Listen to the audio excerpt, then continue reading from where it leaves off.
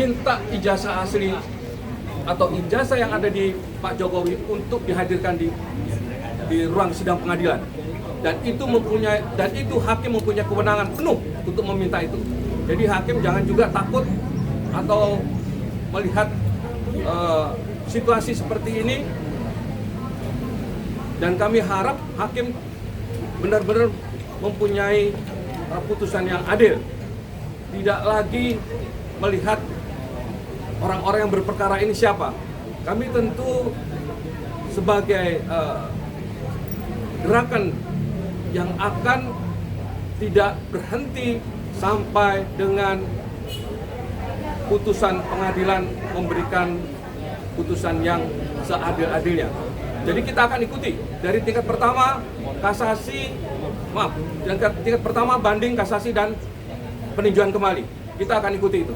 Dan kita akan laksanakan proses peradilan dari tingkat pertama, banding, kasasi, dan peninjauan kembali. Terima kasih. Pak, mau tanya Pak, saat ini kan rencananya akan digelar sidang perdana nih Pak. Ini persiapannya apa dan bisa diulas kembali tidak Pak? Ini gugatannya apa aja Pak? Gugatannya, jadi gini, di persidangan pertama hari ini,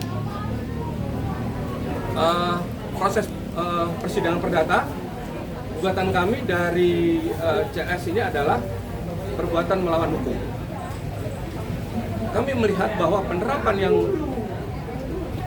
yang dikenakan terhadap Roy, ini awalnya ya, itu tidak sesuai dengan apa kesalahan yang dibuat oleh Roy itu sendiri. Kami melihat di dalam menangani suatu perkara atau manajemen perkara, Polda Metro Jaya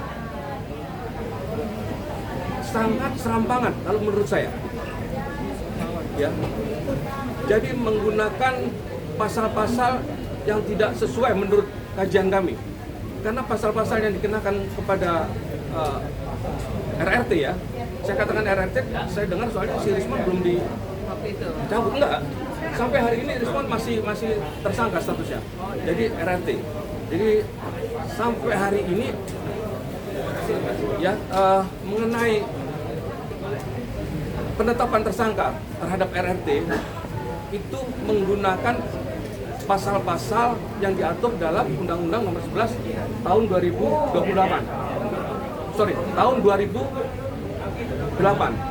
Jadi yang disangkakan adalah pasal 27, 28 ayat 1, 32 dan 35. Tentu ini menjadi persoalan buat kami semua karena pasal-pasal, kalau saya katakan pasal-pasal yang disangkakan terhadap RRT ini adalah pasal-pasal sundupan ya, yang harusnya tidak bisa dikenakan ke mereka.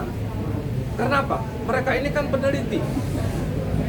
Mereka ini peneliti. Apakah seorang peneliti bisa dikenakan dengan pasal-pasal yang diatur di dalam Undang-Undang 11 tahun 2008? Mereka melakukan penelitian itu sesuai dengan keahlian, pendidikan, latar belakang.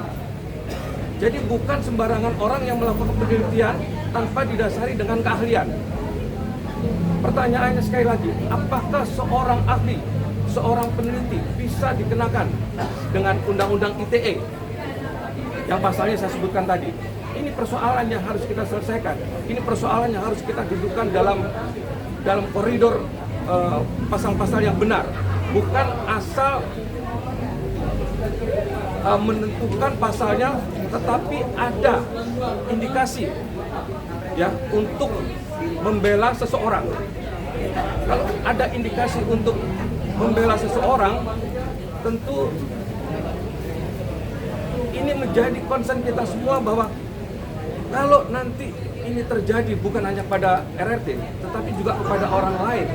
Jika penerapan pasal-pasal seperti sekarang ini yang dilakukan oleh Polda Metro Jaya, ya, ini akan berhasil, maka dampaknya sangat buruk sekali terhadap masyarakat, terutama terhadap terhadap peneliti-peneliti atau ahli-ahli yang mengadakan atau mengkaji suatu persoalan yang akan diungkapkan di dalam kepentingan masyarakat secara keseluruhan. Demikian dari saya.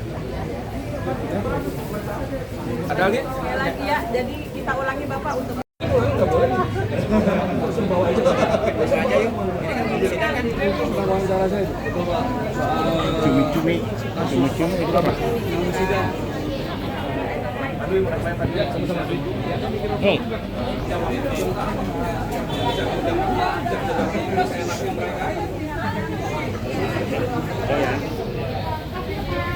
yang buat apa itu? Iya, sehat ya. Aman ya?